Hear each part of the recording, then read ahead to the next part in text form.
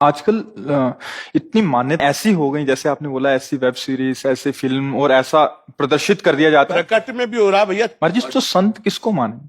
संत कौन? महाराज जी, बाहरी वेशभूषा से देखा जाए तो कौन, और आंतरिक स्थिति से देखा जाए तो कौन महाराज जी? सबसे पहली बात है, तीन का जो विजयी होता है उसे साधु कहते हैं। सब पूरे शास्त्र के हम सार बात बता देते हैं। जो शास्त्रीय भाषा में कहते हैं पुत्रैषणा, वित्तैषणा और लोकैषणा, और शाब्दिक भाषा में कहते हैं कंचन, कामिनी और कीर्ति।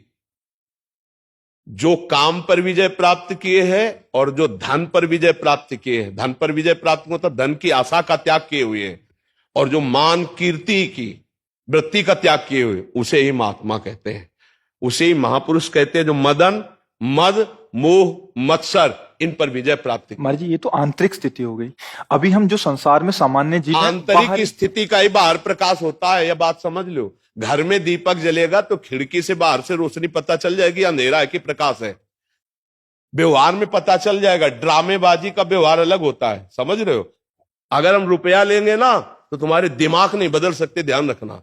और जिस दिन हम पैसा लेने लगेंगे उस दिन ये सब नहीं चलेगा जो आज देख रहे हो आप। ये आज इसीलिए है बिल्कुल प्योर शुद्ध काम, कोई भी मिलावट। हम आपको हलवा पूड़ी का प्रसाद नहीं दे सकते, हमारी क्षमता नहीं। हम आपको गुलाब जामुन का प्रसाद नहीं दे, हमारे यहां प्रसाद नहीं बटता कभी, क्योंकि है ही नहीं तो बचे क्या। जो व्यवस्था है वो अपना किसी तरह उधर पोषण के, सब अपने धर्म से कार्य में लगे। महाराज जी, बाहरी वेश से, जैसे आपने बोला, एक तो मुंडन और एक ये, तो क्या ये किसी गुरु द्वारा ही प्रदत्त होता है? गुरु प्रदत्त, बिना गुरु प्रदत्त सन्यास या वेश नहीं धारण किया जाता। आज सैकड़ों लोग बिना गुरु प्रदत्त धारण। हाँ, थोड़ा सा वैराग्य आया, थोड़ी दाढ़ी बढ़ गई। वैराग्य का तो आया नहीं, तो नहीं तो गुरु शरण में होगा। थोड़ा सा प्रमाद आया, कायरता आई, और भेष परिवर्तन कर लिया। माल छानने को मिलेगा, पूजने को मिलेगा, रुपया मिलेगा, उन्हीं से नौटंकी नाटक होता है। और जब वैराग्य आता है तो फिर ये नहीं होता, फिर भगवत प्राप्ति की चाह होती है। और फिर जो ये वैभव होता है वो आखिरी बात होती है। जब सिद्ध हो गया, भगवत प्राप्त हो गया, काम हो गया, तो भगवान जगत मंगल में उतार देते हैं। ये प्रारंभ नहीं है, ये अंतिम होता है।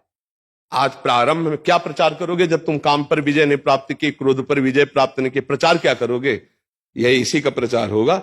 रुपया होगा, प्रणाम होगा, नमस्कार होगा, भोग सामग्री, इसीलिए सबके दिमाग में भर गया। तो क्या होता है कि आजकल अर्थ की इतनी मांग हो रही हर जगह। अर्थ ही अर्थ है। सत्संग है तो अर्थ है, भागवत है तो अर्थ है, कोई प्रोग्राम है तो अर्थ है, मतलब जहां देखो अर्थ है।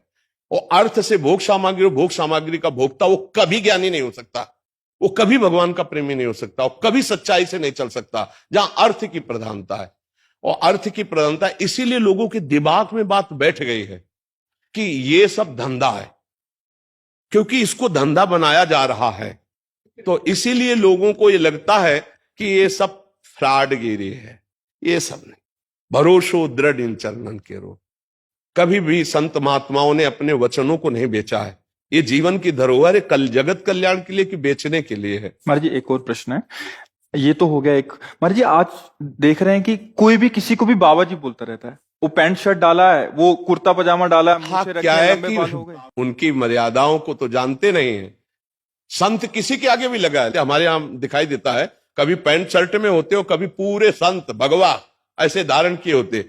ये सब नौटंकी नाटक संतों में नहीं होता प्रभु। एक गुरु मर्यादा होती है। जो गुरु ने लंगोटी लगा दी, जो गुरु ने भेष दिया, वो आजीवन उसको निर्वाह किया जाता है। संत उसमें लंगोटी धारण करेगा? अरे बिना लंगोटी का कौपी नवंता खलु भाग्यवंता, संत की स्थिति ऐसे। अच्छा, गृहस्थ में जो संत होते हैं वो अपनी मर्यादा से होते हैं। पैजामा कुर्ता पहने, कंठी है, तिलक है, नाम जप है, वो अपनी मर्यादा से रहते हैं। तो जो मर्यादा आचार्य परंपरा से बनी उसका त्याग किए हुए जानते ही नहीं। एक हितधाम में लाल कपड़ा पहने हुए थे, तो उन्होंने प्रश्न किया, तो जब उन पर दृष्टि गई तो स्थिति कुछ थी नहीं। तो हमने कहा प्रश्न बहुत ऊंचाई कर रहे हो, कहां से सन्यास लिया है? बोले कहीं से नहीं, अपने मन से पहन लिया। तो अब क्या होता है कि भेष बनाने में कोई ज्यादा देर तो लगती नहीं। नीचे लाल पहन लो, ऊपर लाल पहन लो, नीचे पीला पहन लो, ऊपर पीला पहन लो, जैसा मनावे वैसा तिलक लगा लो। कोई जानने वाला तो है नहीं कि आपके संप्रदाय का तिलक लगाएं, आप किस आचार्य से जुड़े हुए हैं।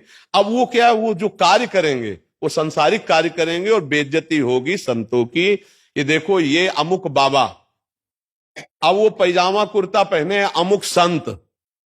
यार संत किसके आगे लगता है? आचार्य परंपरा से जुड़े हुए वैराग्य दीक्षा लिए हुए उनके आगे संत लगता था।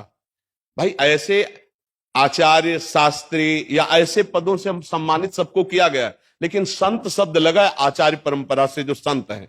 आज पैजामा कुर्ता पहने संत, पैंट शर्ट पहने संत, उल्टा सीधा बोल रहे हैं बोले संत। अब लोगों की क्या समझ में आ गया, ये सब नौटंकी नाटक। ऐसा नहीं है, संत हैं, भगवान का मार्ग है, सच्चा भगवान का मार्ग है, पर वो बिना भगवान की कृपा के संतों का दर्शन या सानिध्य नहीं। महासंगस्तु दुर्लभो, भगवान की कृपा। और आज बहुतायत है, बहुतायत सच्ची मानिए ऐसी बहुतायत है कि जिसको जानना बड़ा कठिन। तो ये बात समझो कि अर्थ की प्रधानता, भोग की प्रधानता, मान सम्मान की प्रधानता, ये साधुता नहीं रहने देती, ये नाटक में उतार देती है। भगवान की कृपा से साधुता और संतों का मिलना बहुत कठिन है। आज जो संत हैं आप उन्हें पहचान भी नहीं सकते, ऐसे रह रहे हैं। ऐसे वृंदावन में, ब्रज में हजारों ऐसे संत हैं जिनको आप मानोगे ही नहीं कि संत हैं। साधारण कपड़ा पहने, कमंडल लिए, रोटी मांगे, खाए, छुप के भजन कर रहे हैं, कौन जान पा रहा है। तो अगर हम धन का महत्व रखेंगे, भोगों का महत्व रखेंगे, तो साधुता का मतलब क्या है, घर का को त्यागा था। गोस्वामी जी ने दो प्रकार के संत बताए हैं। एक संत बताए जो भोग ऐश्वर्य को भगवान के लिए त्याग कर भजन मार्ग में चलते हैं, और एक नारी मुई घर संपत्ति नासी मूड मुड़ाए भय सन्यासी, गोस्वामी जी ने लिखा है। बहुत कठिन है साधुता का मार्ग, और बहुत कठिन है संतों का दर्शन।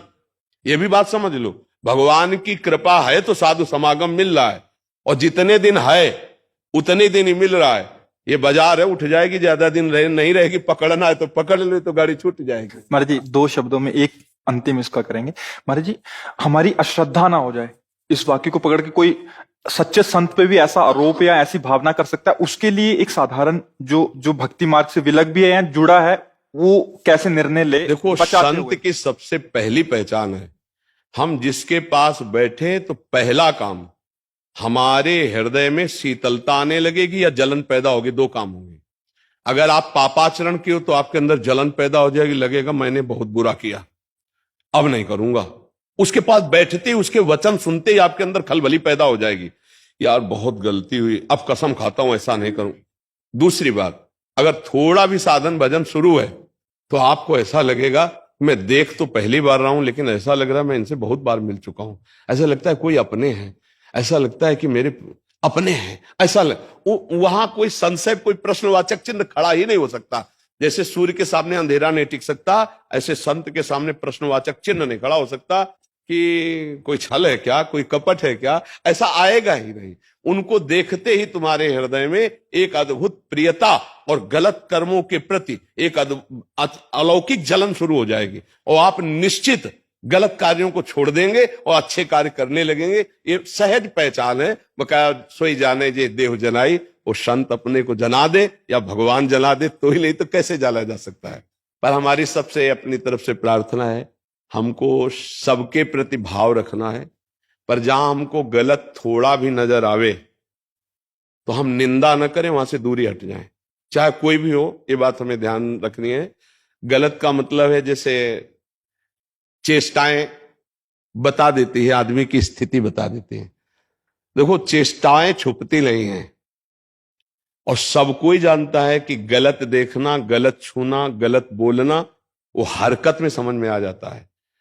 अगर कोई गलत है तो तुम्हारी तरफ देखने का ढंग, तुम्हारी तरफ बोलने का ढंग, तुम्हारी तरफ का जो उसका भाव है वो आपको बता देगा ये आदमी गलत है, चाहे वो किसी भी भेष में हो। दूरी बना लेनी चाहिए। दूसरी बात, जिसके प्रवचन के बाद कुछ लेने की बात कह दी जाए तो समझ लेना कि यहां भगवान के भरोसे का खेल नहीं है, यहां कुछ और खेल है, हट जाना चाहिए। तीसरी बात, जो मिलते ही आपको अपना बनाने की कोशिश करे, जो आपको अपना बनाने की, वहां कभी मत फंसना। ये भी सूत्र समझ लो।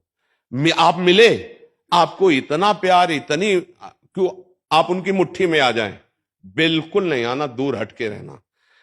ये पक्का समझ लेना, संत कभी अपेक्षा नहीं रखते, वो निरपेक्ष रहते हैं। आप उनके जितने प्यार में झुकेंगे वो उतने आपसे निरपेक्ष होते चले जाएंगे। संत की पहचान होती है।